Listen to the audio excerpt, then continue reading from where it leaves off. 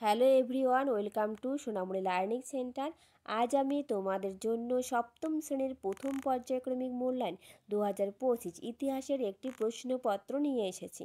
প্রশ্নমান 15, সময় 30 minute. First unit টেস্টে যে ধরনের প্রশ্ন থাকবে ঠিক সেই ধরনের প্রশ্ন সেট আলোচনা করব উত্তর সহ। চলো শুরু করা যাক দেরি না করে। দেখো, একে বলছে সম্পূর্ণ বাক্যে উত্তর দাও। তো এখানে 3টা প্রশ্নের উত্তর দিতে হবে। গঙ্গাইকোন চোল উপাধি নিয়েছিলেন কে? উত্তর, প্রথম রাজেন্দ্র চোল গঙ্গাইকোন চোল উপাধি নিয়েছেন। নেক্সট, গীতগোবিন্দম কাব্যের রচয়িতাকে? গীতগোবিন্দম কাব্যের রচয়িতা জয়দেব। নেক্সট, বর্ধমান জেলার কোথায় পাল যুগের বৌদ্ধ স্তূপ আবিষ্কৃত হয়েছে? উত্তর, ভরতপুর। ঠিক আছে। নেক্সট দেখো, 2-এর সঠিক উত্তর বেছে নিয়ে বাক্যটি লেখো। 3টা প্রশ্ন রয়েছে। একে বলছে বাংলায় তুর্কি আক্রমণ ঘটে কোন সেন রাজার আমলে? তো উত্তর হবে লক্ষণ সেনের আমলে। নেক্সট, কৈবর্ত বিদ্রোহের একজন নেতা ছিলেন ভীম, রামপাল নাকি প্রথম মহিপাল? তো উত্তর হবে ভীম। ঠিক আছে। নেক্সট প্রশ্ন, কিতাব আল হিন্দ গ্রন্থের লেখক হলেন আল বিরুনি, ফিরদৌসি নাকি ইবন বতুতা? উত্তর হবে আল বিরুনি। এই কিতাব আল হিন্দ কে লিখেছিলেন? আল বিরুনি। ভেরি ভেরি ইম্পর্টেন্ট প্রশ্ন।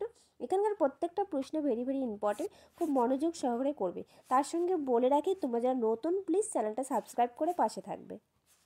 নেক্সট দেখো কি বলেছে। 3-এ সংক্ষেপে উত্তর দাও। যে কোনো 2টি প্রশ্ন উত্তর করতে বলছে।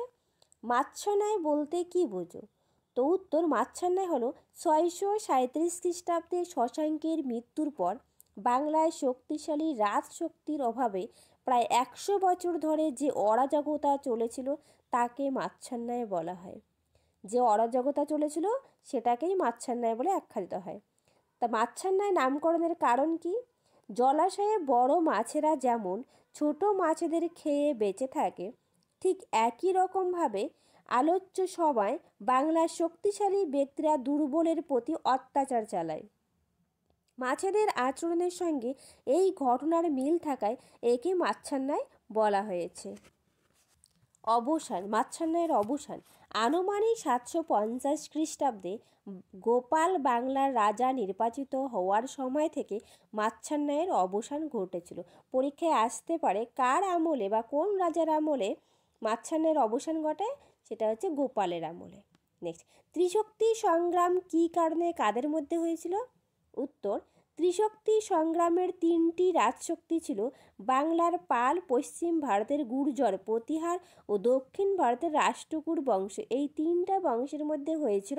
এবার তার কারণগুলো আলোচনা করব। ত্রিশক্তি সংগ্রামের মূল কারণ ছিল কনৌজের অধিকারকে নিয়ে ত্রিশক্তি সংগ্রামের সূত্রপাত হয়েছিল।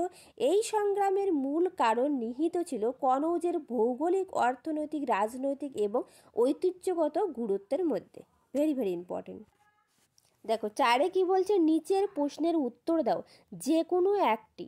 বিক্রমশীল মহাবীর সম্পর্কে যা জানো লেখো। বিক্রমশিলা মহাবীর ধর্মপাল এই মহাবীর প্রতিষ্ঠাতা করেছিলেন।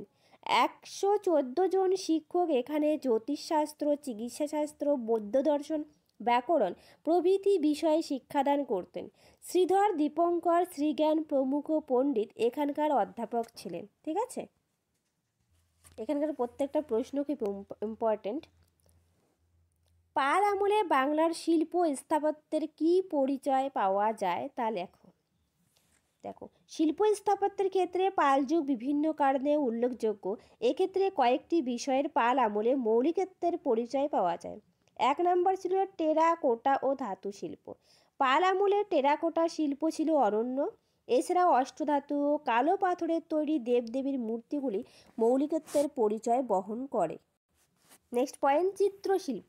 পাল আমলে চিত্রশিল্প উল্লেখযোগ্য স্থান অধিকার করে আছে। এই সময়কার চিত্রে চারদিকে লাল বা কালো রঙের সরু রেখা আঁকা থাকত। বজ্রযান ও তন্ত্রযানের ধর্মীয় বিষয়গুলি এই সময় চিত্রশিল্পের মধ্য দিয়ে প্রকাশ পেত। নেক্সট পয়েন্ট, শিল্পরীতি। প্রকৃতপক্ষে গুপ্ত যুগের শিল্পকলাকে অনুকরণ করে পাল যুগের শিল্পরীতি গড়ে উঠেছিল। পাল যুগের শিল্পরীতি প্রাচ্য শিল্পরীতি নামে পরিচিত ছিল। নেক্সট পয়েন্ট, পাল আমলের স্থাপত্য। পাল আমলের স্থাপত্যগুলি সেই সময়কার শিল্পের উন্নত পরিচয় বহন করে। তখনকার স্থাপত্যগুলি ব্রাহ্মণ্য ও বৌদ্ধ সংস্কৃতির পৃষ্ঠপোষকতা লাভ করে। নেক্সট প্রশ্ন, চর্যাপদ কি? চর্যাপদের পুঁথি উদ্ধার করেন কে? উত্তর, স্থানীয় ভাষায় লিখিত সিদ্ধাচার্যের কবিতা ও গানের সংকলন হলো চর্যাপদ। কি বলছে আরেকবার বলি, স্থানীয় ভাষায় লিখিত সিদ্ধাচার্যদের কবিতা ও গানের সংকলন হলো চর্যাপদ। চর্যাপদের পুঁথি উদ্ধার করেন Haraprasad Shastri. Very very important প্রশ্ন। তার সাথে বলে রাখি, তোমরা যারা নতুন, প্লিজ চ্যানেলটা সাবস্ক্রাইব করে পাশে থাকবে। পাশে থাকার বেল আইকনটি ক্লিক করে রাখবে, যাতে কোনো ভিডিও দেওয়ার সঙ্গে সঙ্গে তোমাদের কাছে নোটিফিকেশন পৌঁছে। দেখো, আমি সপ্তম শ্রেণীর প্রথম পর্যায়ক্রমিক মূল্যায়নের প্রশ্ন কাঠামো নম্বর বিভাজন সেই হিসাব করে আমি প্রশ্নটা বানিয়েছি। প্রথম ইউনিট টেস্টে থাকবে ভারতের রাজনৈতিক ইতিহাসের কয়েকটি ধারা, ভারত সমাজ অর্থনীতি সংস্কৃতির কয়েকটি ধারা, প্রদত্ত প্রশ্ন সংখ্যা, উত্তরদানযোগ্য প্রশ্ন সংখ্যা। ঠিক আছে, আমি সেই হিসেবে 15 নম্বরে প্রশ্ন বানিয়েছি। এটা একটা ইতিহাসের সাজেশন, তোমরা খুব মনোযোগ সহকারে প্রশ্নগুলো বারবার দেখবে। ঠিক আছে, আজ রাখি, পরে দেখা হবে একটা ভিডিওতে।